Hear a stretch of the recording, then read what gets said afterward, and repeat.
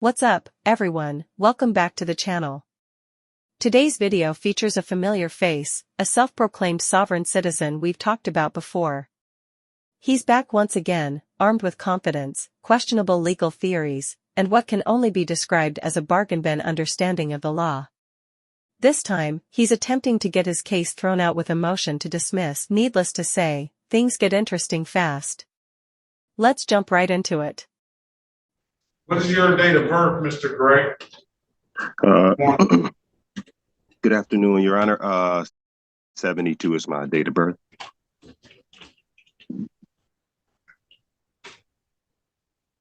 I have a... Can you say that again? Go ahead and say what you were about to say. I have a motion before the court, Your Honor.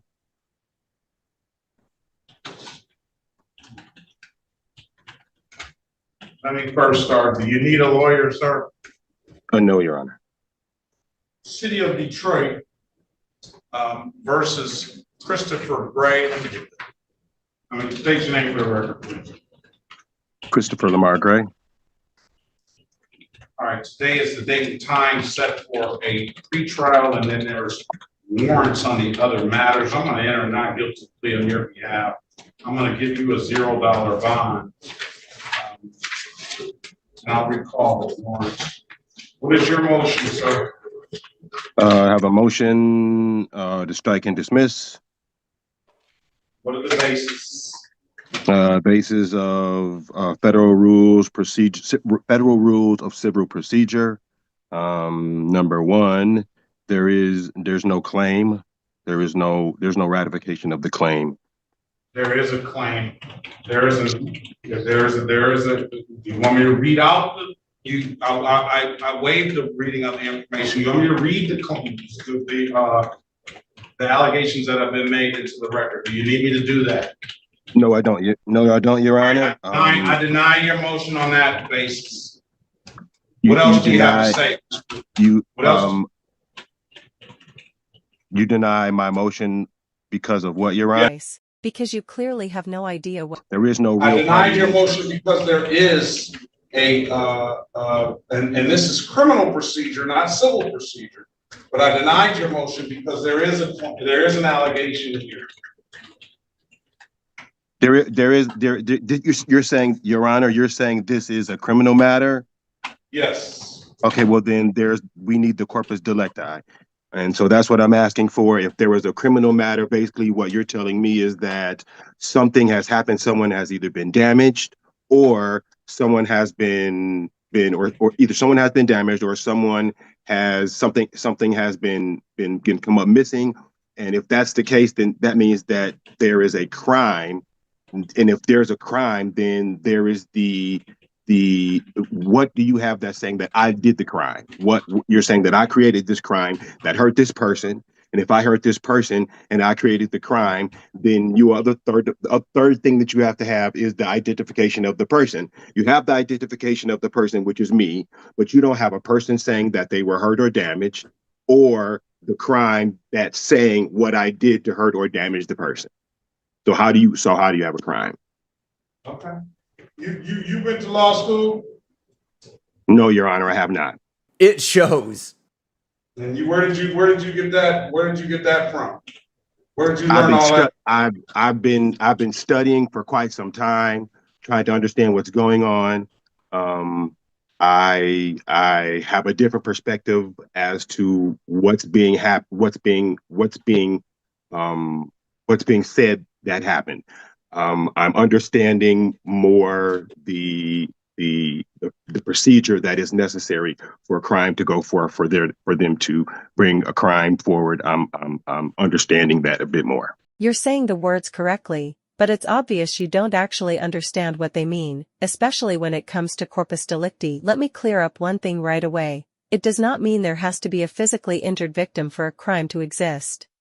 That's a common misunderstanding. Corpus delicti is simply the legal principle that the prosecution must prove a crime actually occurred before someone can be convicted of it. In traffic cases, a citation combined with an officer's sworn statement may be enough to establish probable cause initially, but to secure a conviction, the state generally needs supporting evidence, whether that's testimony, video footage, physical evidence. And where did you get that understanding? I've done some Cornell law studies. I've also sat down with a couple of friends who have had some issues. I picked up wherever I could, just started to study the law. I just started to go back through Cornell law, started to figure out what was going on, and to understand the nature of how crimes, what a crime is, and everything else.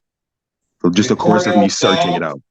And you're citing Cornell law for all of that you just said to the court? No, what I did, Your Honor, was I realized that one of the biggest portions that you have to have is you have to have the corpus delicti. And that is in when you're being charged criminally. What is the corpus delicti? What do you mean, what is the corpus delicti? What is your understanding of what corpus delicti is?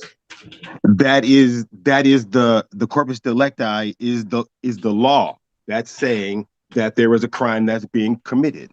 So in order to do that, you have to show the corpus delicti, which is you saying this is what happened. This is how this person was damaged. So, there is no the person officer on this day, on these dates, because I got a lot of them, said that I object.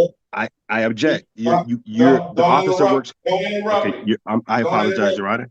I apologize, Your Honor. My apologies. The officer says that you drove a vehicle that wasn't registered and wasn't titled, or titled and or untitled, that you drove without a valid driver's license, that you drove without valid insurance. Again, on a different occasion, they allege that you drove without a valid driver's license and no insurance. And then on a different occasion, they allege that you drove without unregistered or untitled, or both, and drove without a valid driver's license, repeat offender, that you failed to have a trailer plate, and that you failed to secure a load on your vehicle. And on another occasion, on the same occasion that you failed to secure, that they allege you failed to secure the load, failed to have a trailer plate on your vehicle, that you didn't provide a valid driver's license. So those are the crimes. And in the state of Michigan, whether you agree or not, they are crimes. So based on your motion and all of that stuff you talk about, corpus delicti and things like that, the court denies the motion, okay? Based on those reasons I just said. Now, how do you want to move forward? Because wait a minute, I'm not finished. My apologies, Your Honor. How do you want to move forward? Because in my experience, someone that comes into court, as you do, you do not want to take an offer. You do not believe that you need to have plates or registration or insurance, and you just disregard all of that portion of the law. And either you are going to move forward by having a trial, or you're going to take a deal. What do you want to do, sir? Your Honor, first I want to put my objection on the record. What exactly are you objecting to here? The fact that you've been given a choice? It's not complicated. The question was simple. Do you want to take this to trial, or are you trying to negotiate something with the prosecutor? So let's try this one more time, and maybe leave the snack time legal strategy at home this round. And at that point, whatever your objection is noted. What do you want to do, sir? Do you want a trial? You have two options: trial, or you want to take a deal. Your Honor, I request a jury trial. A jury trial. A jury trial, yes, Your Honor. Very good. Ms. Mathis, I need a jury trial date, please. And if I may, Your Honor, what time is Mr. Gray presently docketed? I don't even think it matters, but I'll tell you. I don't think it matters. He's got the newer cases and the older cases are pre-trial at 8:35. Christopher Lamar Gray, and then he had some in warrant status. I counted 1, 2, 3, 4, 5, 6, 7, 8, 9, 10 cases into the record. You know what I want to ask, Mr. Gray, and you can choose to answer it or not. Yes, Your Honor. But what I surmise and what I've heard, and I don't know if you're alleging the same thing, is that and you basically did allege the same thing, that no crime has been committed because no person has been, the people of the state of Michigan are in danger of you driving without the proper documentation or anything like that. But I don't, and I'm gonna surmise, and you can correct me if I'm wrong, that you're gonna say that there's no jurisdiction to be able to pull you over because no one has been injured. Is that correct? I think that what I'm saying is that the city of Detroit had an officer pull me over to say that you're not following these rules. And my stance is, okay, well, then that's fine. If we're following rules, then therefore, let me make sure that you as well as are following the rules, because if I don't do that, then freedoms are lost.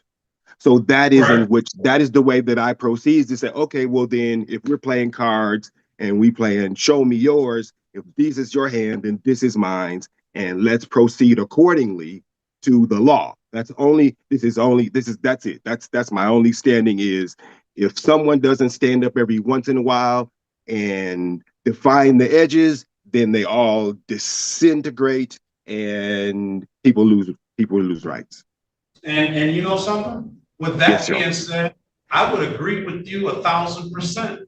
That's why I pride myself, and I hope I'm doing a good job for the citizens that come in here, and the police for that matter, and the prosecution, that I am calling the balls and strikes right. And if something doesn't proceed as it should, then I will dismiss the case one way or the other. But in my short time on this bench, and in my time at practicing law as a defense attorney, I get this, they can't pull me over. I've heard the corpus delicti, first time the civil procedure has been thrown at me. But from the way I see it, is that you just don't feel that the police have a jurisdiction to pull you over for these issues. Is that correct? Do I have again, Your Honor, what I feel is that if we are following rules, that if I have to follow the rules, and every person out there, all of these officers, everybody else has to follow the rules. So if it comes down to it, what I'm gonna hope that you do by the time you come back on the trial date, jury trial date is gonna be March the 18th, 2025. Thank you, Your Honor. You're probably gonna have an audience, because everybody follows me on these cases all the time. I understand. And yes, we absolutely do. The audience loves you, Judge Perkins. The only downside is that your jury trials usually never make it onto YouTube.so. If by some chance you're watching this, Judge, do the internet a favor, let the public see this one, because something tells me this trial would be an all-time classic. I don't know if that's what you want, but we're gonna do that. It's not that. March the 18th, 2025. We're going to have a final pre-trial date. Final pre-trial. This is to you, Mr. Bowman, especially the day before, on February 17th, 2025 at 8:30. So Mr. Gray and Mr. Bowman, Mr. Bowman, I need you to have all your officers appear on that date. Who's ever going to state these allegations, so that we know that we're not just summoning the people of the city of Detroit to a jury that's not actually going to go. So all parties must appear, and that can be via Zoom. And the trial is going to be in person. All right. All parties must appear on final pre-trial date and obviously on the trial date. And what I would implore you to do is you need to figure out the right game, because it doesn't sound like you're playing the right game. I understand, Your Honor. I appreciate, first and foremost, let me say, I appreciate the dialogue. I appreciate you sitting here and engaging with me at this level. So I recognize what you're saying, and so yeah, I guess it's to the table we go. So Yeah, but get your game in order, because I'm just giving you a little heads up. If you come in with that game on the jury trial date, then more than likely you'll lose, unless you can find one of those jurors or a couple of those jurors, or even all of them, to have some sympathy for you, sir. I don't know. I got a whole basis for understanding, and so yeah, if you know it that basis that you outlined shortly today is not.